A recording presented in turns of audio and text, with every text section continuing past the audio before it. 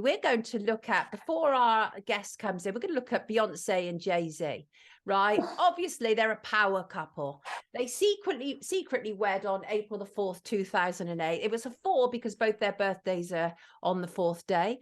They've got 3 children, and they are hugely wealthy. They're one of the 20 richest celebrity couples in the world. And there's obviously been lots of controversies about them. Beyonce, some of her campaigns where you could see her skin has clearly been lightened for advertising campaigns. There's been anger from like Kellis, for example, saying her music was sampled and nobody asked her for Beyonce's Lemonade album.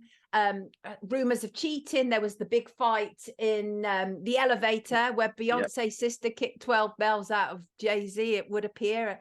At the Met. So there's been loads and loads of stuff, but you raised up the other week about the issue of witchcraft, which Beyonce has been accused of. Pick it up for me, would you?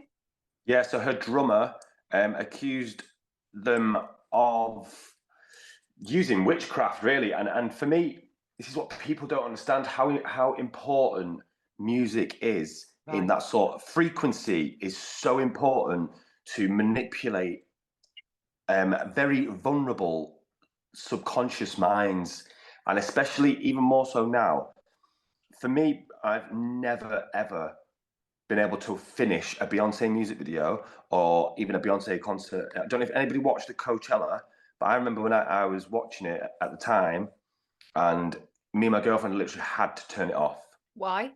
It just seemed so wrong. There just seemed to be some sort of like, it's like you're watching a show, but then behind the show, there is some sort of subliminal stuff going on. Yeah. And it just doesn't feel right. Yeah. And I the fact that this drummer's called this out and nobody knows about it, like, is also the power that they hold. I think to go against Jay-Z and Beyonce is huge, like humongous, massive. Absolutely massive. And she wasn't a drummer who was around for 5 minutes. Kimberly Johnson was a drummer for 7 years for Beyonce. And the reason this all came to light was she tried to get several restraining orders against Beyonce, denied.